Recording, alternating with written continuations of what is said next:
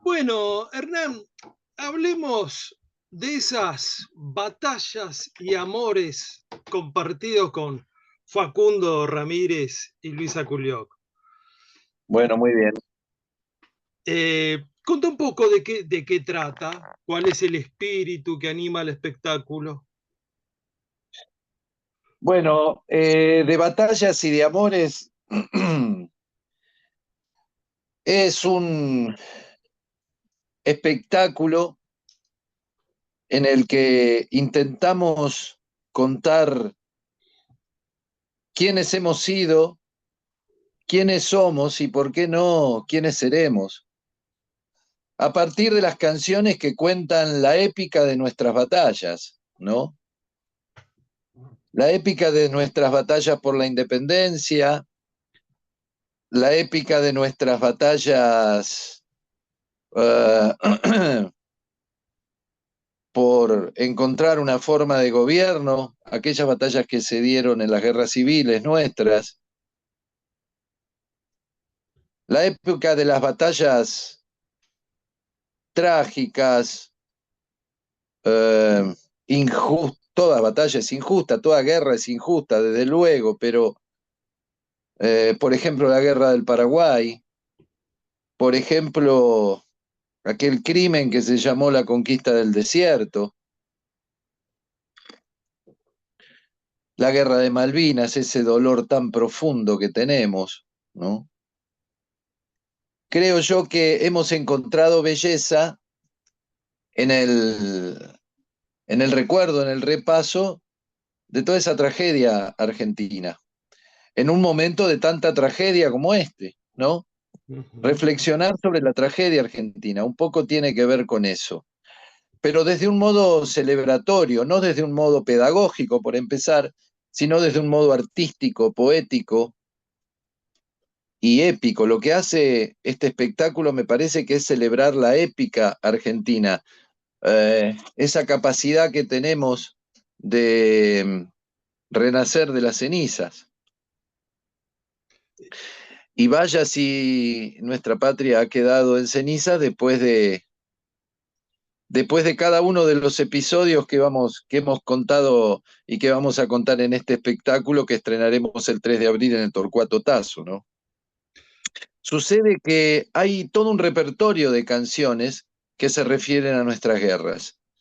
Desde los 60 granaderos de Hilario Cuadros hasta gran parte de la obra de Ariel Ramírez, pasando por autores como Blomberg y Maciel, a los que interpretara este, inolvidablemente Ignacio Corsini, autores como Yupanqui, que supo cantarle a las Malvinas, eh, autores, bueno, como Ariel Ramírez, como Hilda Herrera y Antonio Nela Castro, como Antonio Tarragorros, como la gran Teresa Parodi, artistas que han, han reflexionado sobre, sobre nuestra épica y un poco en este momento de tanta tragedia y de tanta oscuridad en el país, de tanta desesperanza, creo que nosotros hemos armado este espectáculo de algún modo para celebrar nuestra épica. Quizá porque ese sea este un momento en el que esa épica de nuestro pueblo eh, sea necesaria y sea más necesaria que nunca, quizá, ¿no? Nombraste música, que bueno, la música es una de las columnas del espectáculo. Imagino que otra de las columnas son los textos literarios, y así como la música va a estar a cargo tuyo y de Facundo, los textos estarán en la voz de Luisa. ¿Cómo se produce el diálogo entre música y textos? Bueno, se ha hilvanado de un modo exquisito el diálogo entre música y texto. Hemos encontrado textos, sobre todo Luisa, ha recurrido a textos de poetas extraordinarios, ¿no? Eh, y se hilvana de modo poético y recurriendo a la poesía y recurriendo al, al talento interpretativo de Luisa a la hora de los textos, ¿no? ¿Y cómo fueron guionando el espectáculo? ¿Se juntaron para armarlo entre los tres? Nos juntamos, nos juntamos, nos juntamos a pasar las canciones, nos juntamos a poner ideas en común, eh, a poner ideas en común, a poner canciones en común, a poner textos en común. Y bueno, cada uno tiene un rol dentro del espectáculo y dentro de la producción artística, ¿no? Del espectáculo. Eh, eh, Facundo se ha ocupado un poco más de la dirección musical. Yo, por ser este un espectáculo que está basado en una idea original mía, eh, creo que he tenido sobre los hombros la responsabilidad de proponer un repertorio que fue modificado después, desde luego. Ese primer repertorio propuesto fue modificado, Facundo aportó mucho ahí también, y, y me parece que Luisa concibió la idea teatral integral. Facundo también ha sido importante ahí. Y bueno, eso es. Sí, hemos ensayado y estamos ensayando mucho de cara al 3 de abril, claro. ¿Están todo el tiempo los tres sobre escena? Estamos todo el tiempo los tres sobre escena con Sergio Zavala, que también forma parte del grupo como guitarrista, ¿no? Sergio Zavala, gran guitarrista puntano. Me gusta lo variopinto del elenco, ¿no? Vos venís del tango, Facundo viene del folclore, Luisa, bueno, viene de una larga historia relacionada a la actuación, aunque este último punto de alguna manera los une a los tres, ¿no? Porque Facundo también es actor, vos has participado en obras teatrales y Luisa, bueno, ya sabemos. Sí, Eh, Ahí sí, hay yo un toque común, a ¿no? a esta altura me autopercibo como actor también, ¿no? Últimamente he tenido la suerte de formar parte del elenco de Lejos de Moscú, que es una adaptación de Las Tres Hermanas que hizo Liliana Escliar y que dirige Elena Tritek, y en el que tuve la suerte de actuar, de hacer un personaje.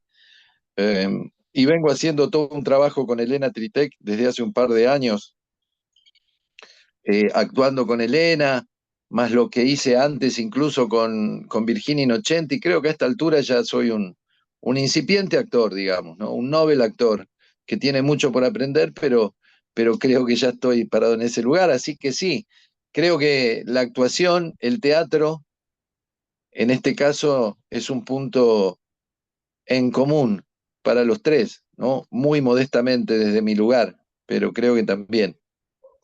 Cuando uno se encuentra frente a una idea feliz, y este espectáculo lo es, se pregunta cómo nació. Vos contaste que esa idea se te apareció a vos. Bueno, pero contanos detalles de esa génesis.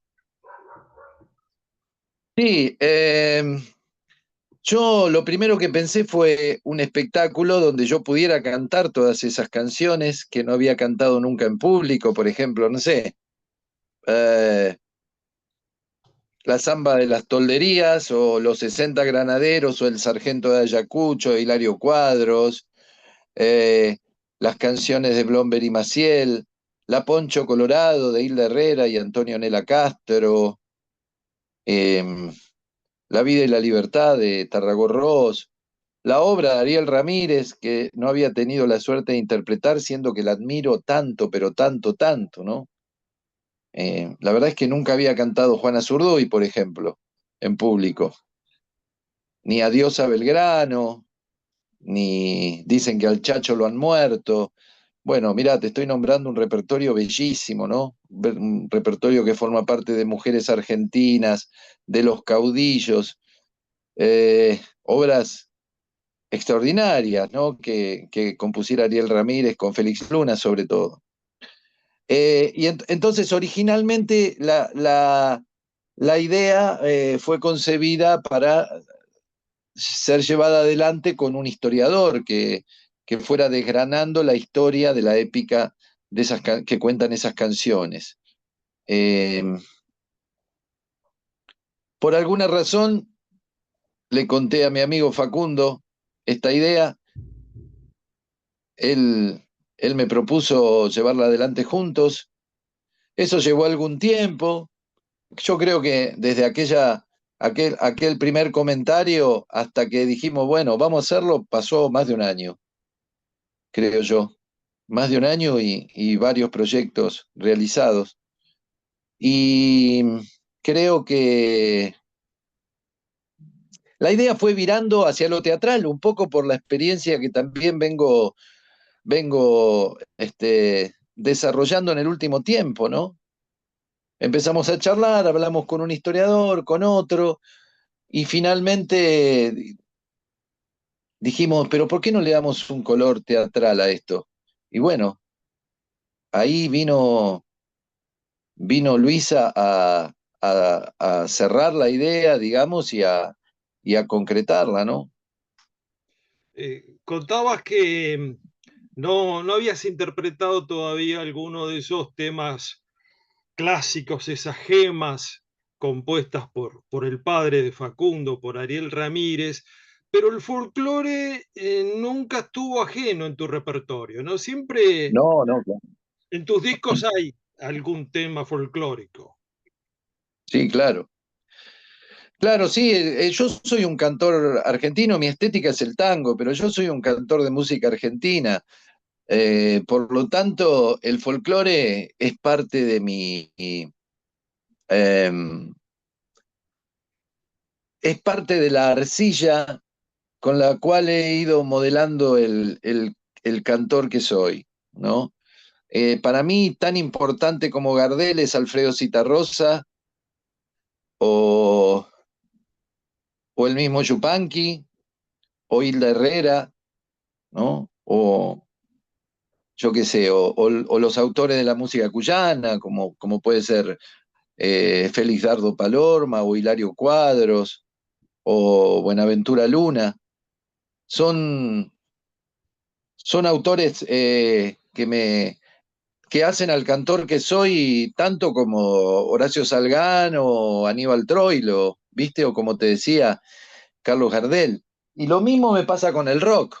Lo mismo me pasa con el rock. O sea, en ese mismo lugar, en ese mismo nivel, pondría a Spinetta o a Fito o a García, ¿no? O a Cerati, al que amo profundamente. Eh, soy un cantor de música argentina. Soy eso. Bueno, pero esos rockeros que has mencionado son creadores que han asimilado la música de estas tierras, ¿no?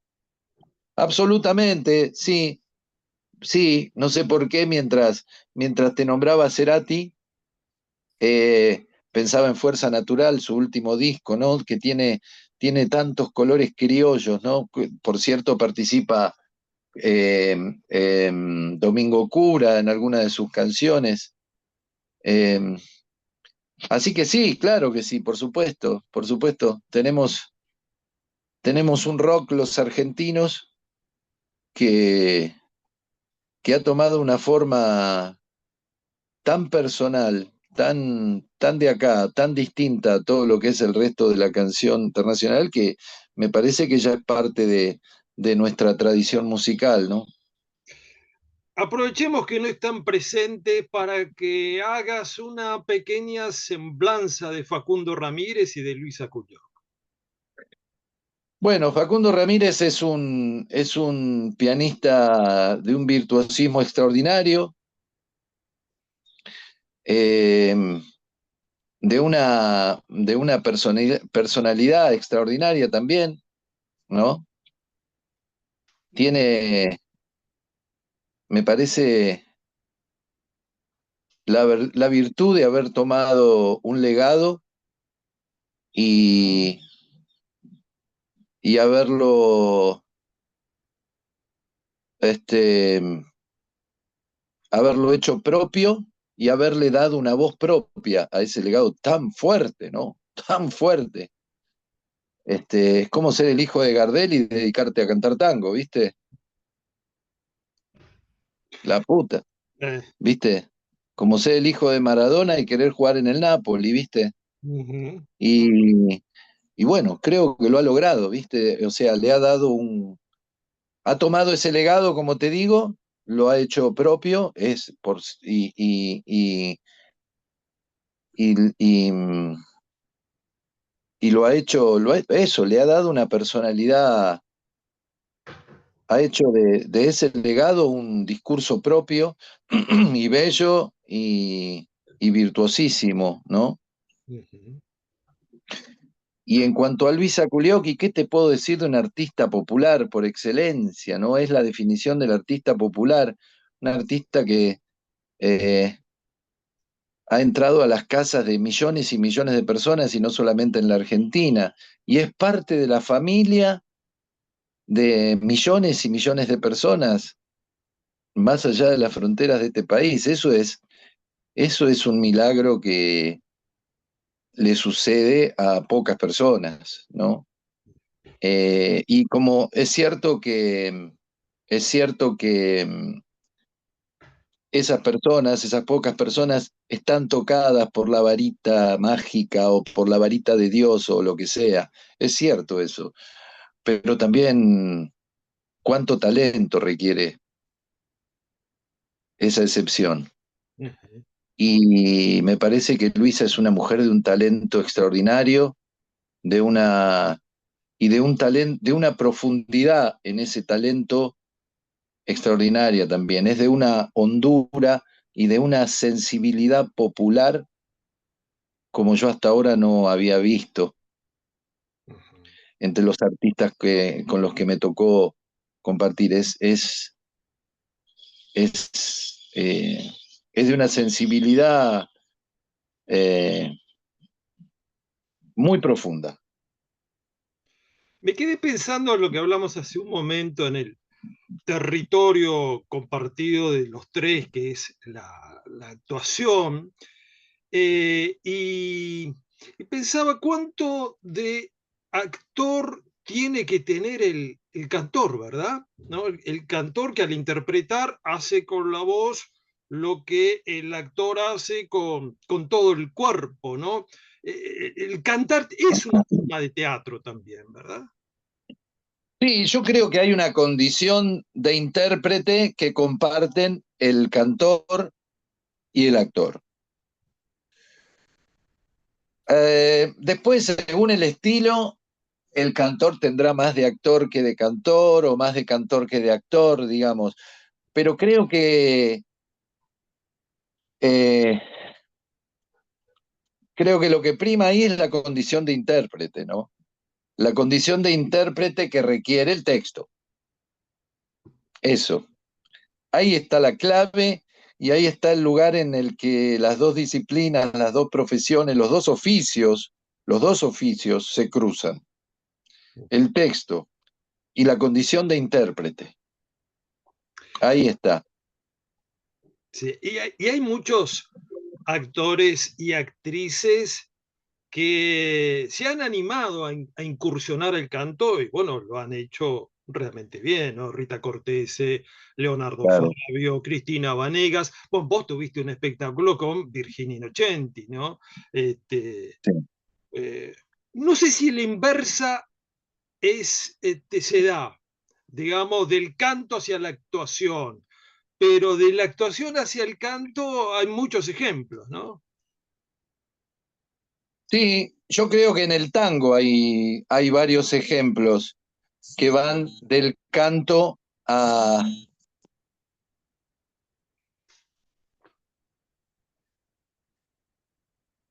eh, en la música. Ujú, Por ejemplo, empezando por Gardel. claro. Empezando por Gardel. Eh, no sé, me pongo a pensar en todos los cantores de tango. que han pasado del escenario, del micrófono, a la pantalla de cine sobre todo, y bueno, hay uno que yo admiro mucho, que además de ser uno de los grandes intérpretes del tango, es un actor extraordinario, es el Negro Lavie. Ajá, claro. Es el Negro Lavie. Ese hombre es un extraordinario intérprete, de los mejores que ha dado el tango, sin lugar a dudas, me animo a decirlo. Y es un extraordinario actor el Negro Lavie. Ujú. Miren, miren, ojalá le lleguen estas palabras porque la verdad es que lo admiro mucho. Eh, Miren Boquitas Pintadas, de Torre Nilsson, creo que es Torre Nilsson, ¿no? El director de Sí, Boquitas sí, Pintadas. exactamente. Bueno, hay que ver Boquitas Pintadas. Ujú. El personaje que hace ahí, el policía de pueblo que hace. Ay, Dios, qué actor, viejo, qué actor ese hombre. Hay otra película, no recuerdo el director, se llama La Mafia. También la protagoniza Alfredo También de Alcón. Torre Nilsson. También de Torre Nilsson. Y no, no, La Mafia no. ¿Sabés cuál? El pibe cabeza. Bueno, Que Torre sí, Nilsson otra vez. Ahí Torre, con Torre Alfredo Nilsson. Alcón, nada menos.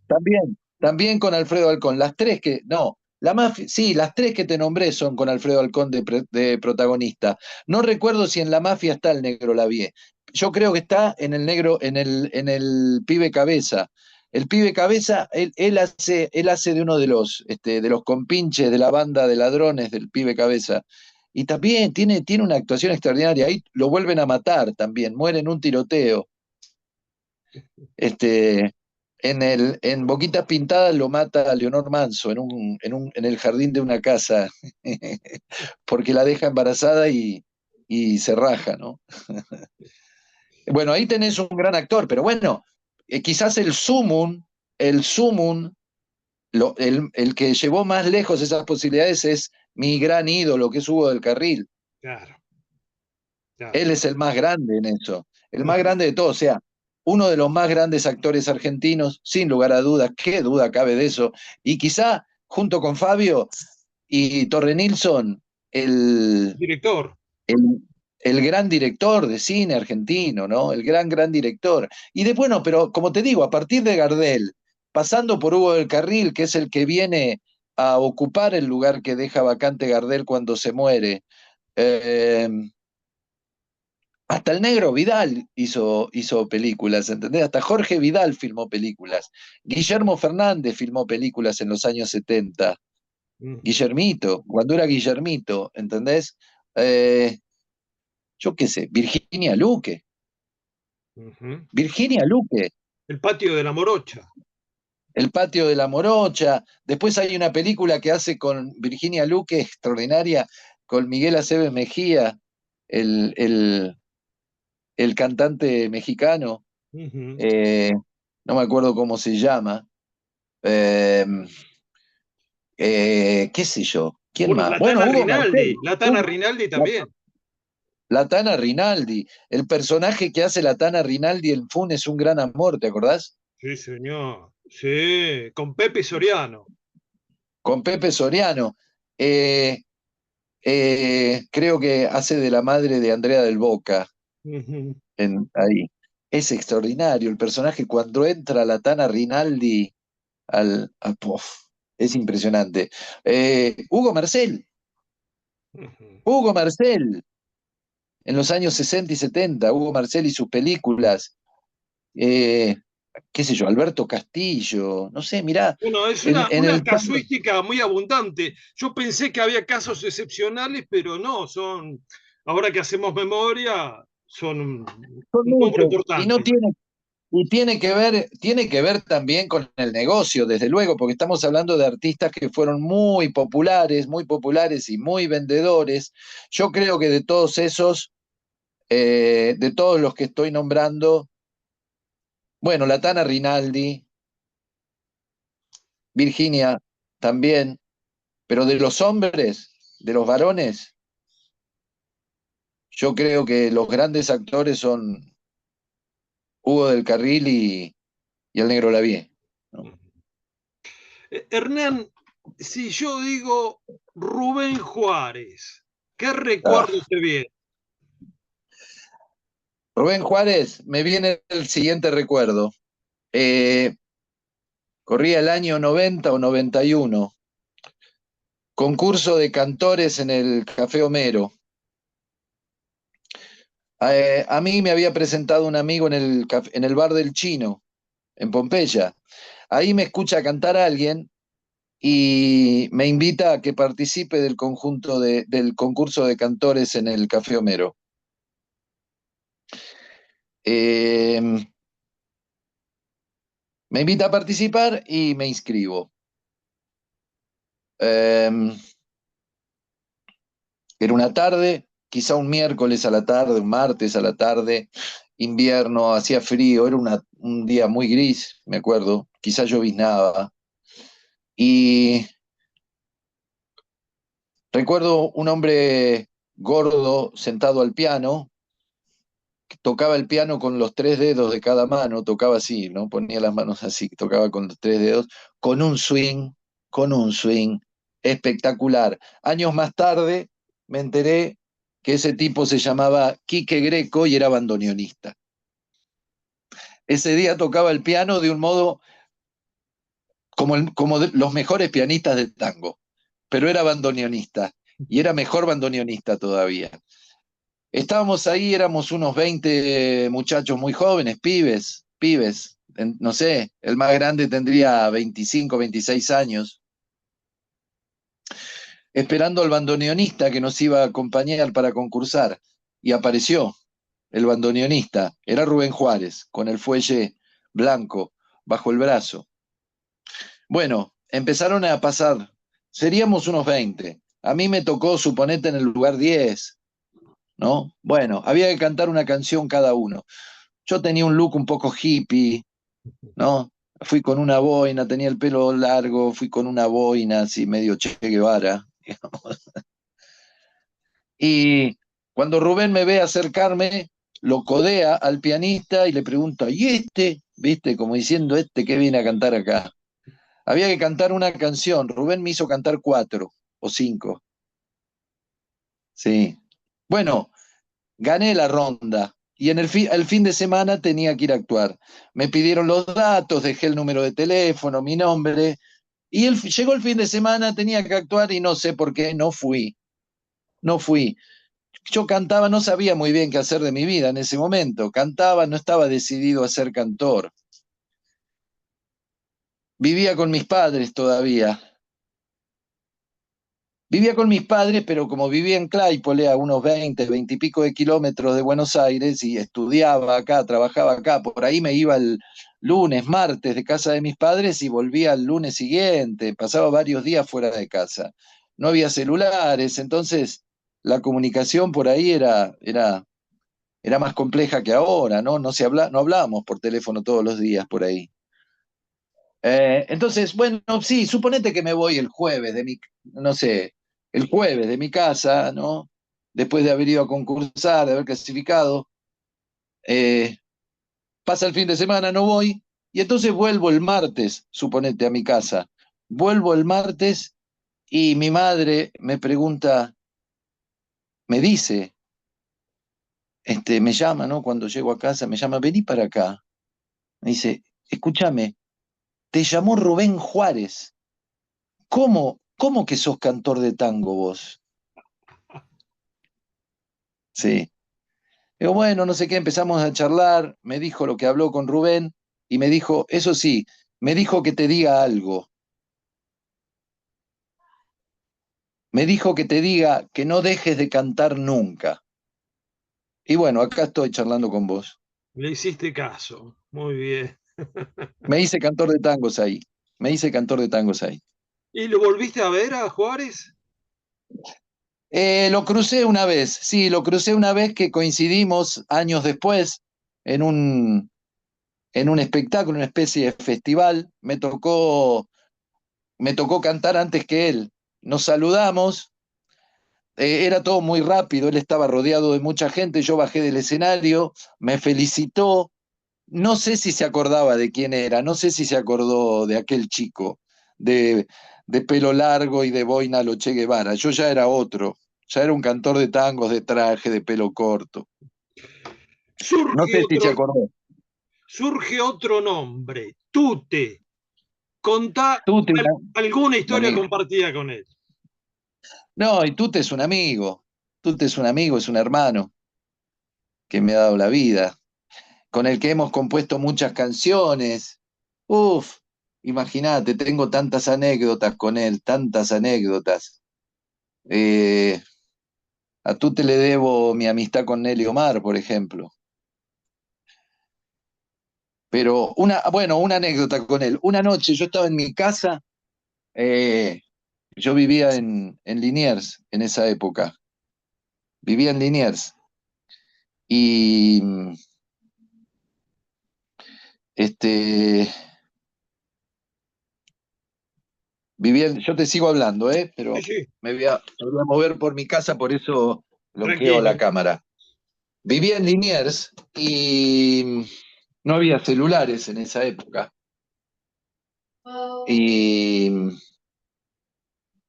resulta que suena el teléfono de mi casa, serían las 9 de la noche, y era Tute.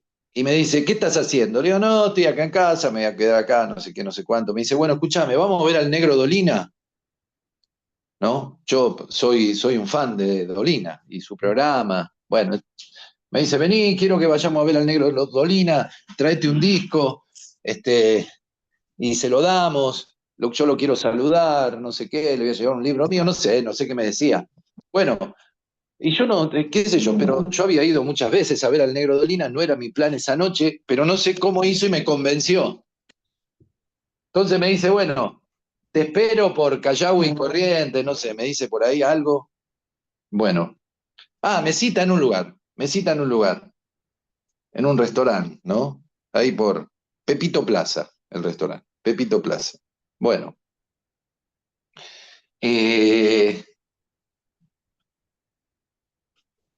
voy, entro a Pepito Plaza, entro al boliche, digamos, y empiezo a buscar, no lo veo, no lo veo, no lo veo.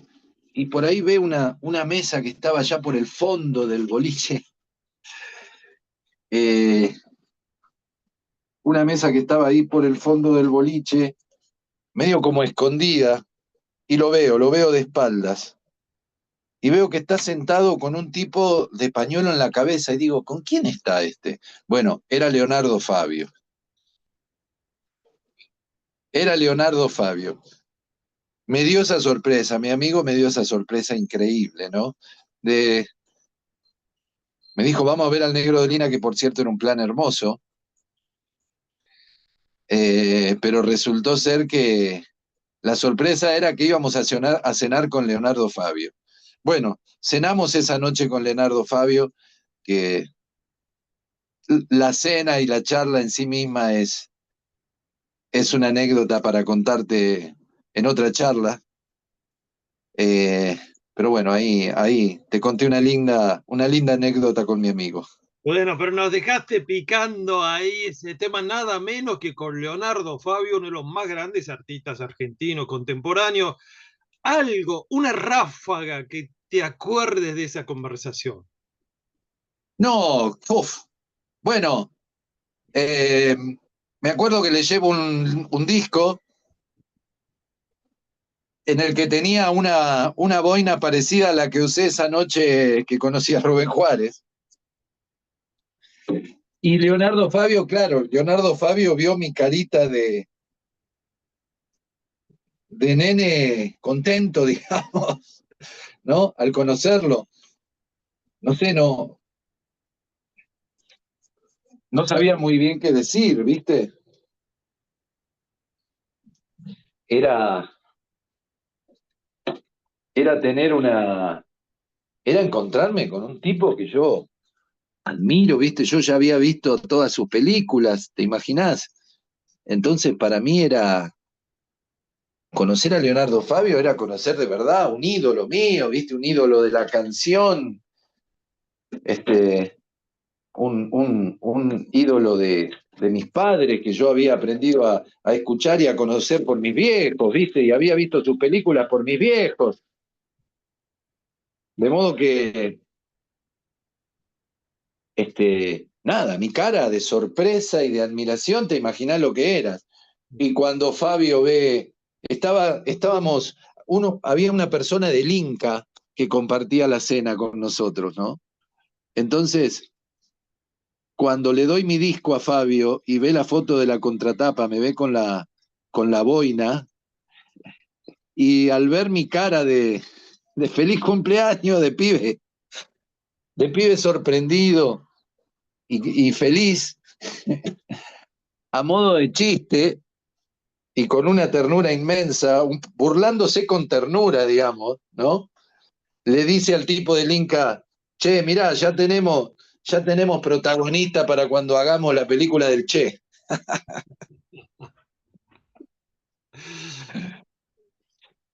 Qué lindo. Bueno, Sí, pero para cerrar, sí. a tú te le debes no solo el encuentro con Fabio, sino también mencionaste con Nelly Omar. Decí nada más en qué circunstancias pudiste conocerla. Anelio Omar, bueno, eh, tú te la conocías y con Tuti hicimos un disco que se llamó Tangos Nuevos, allá por el 2010. Entonces, lo que hicimos en ese momento fue hacerle escuchar a algunos artistas que admirábamos mucho esas canciones, esos tangos nuevos. Por ejemplo, El Negro Dolina. Tú te le hizo llegar ese disco a Dolina. Eh, por ejemplo, Horacio Ferrer, ¿no? Recuerdo una tarde que nos juntamos, recuerdo en el estudio de Tute con Horacio. Yo llevé la guitarra y le canté los tangos ahí, una tarde hermosa, los tres solos, tomando unos mates. Y del mismo modo a Nelly Omar. Eh, Le hicimos llegar esas canciones y Nelly quiso charlar conmigo y ahí empezó una suerte de amistad, eh, que incluyó su visita a algunos conciertos míos. Estuvo cuando presentamos Tangos Nuevos. eh, estuvo en la presentación de algún disco mío. Recuerdo una noche en Clásica y Moderna, Horacio Ferrer, Caloi, Tute, Nelly Omar, una noche preciosa en la presentación de aquel disco. Y eso te puedo decir, ¿no? Que la conocí en esa situación. Y comenzó allí una amistad que consistía mayormente en hablar horas por teléfono. Horas hablábamos por teléfono. Y en esas horas telefónicas me contó de su vida mucho, me aconsejó mucho como intérprete, justamente, cómo cantar, cómo decir cantando, siempre cantando, cómo decir cantando. Así que le debo mucho a Nelly también. Mi condición de intérprete le debe mucho, mucho, mucho a Nelly Omar.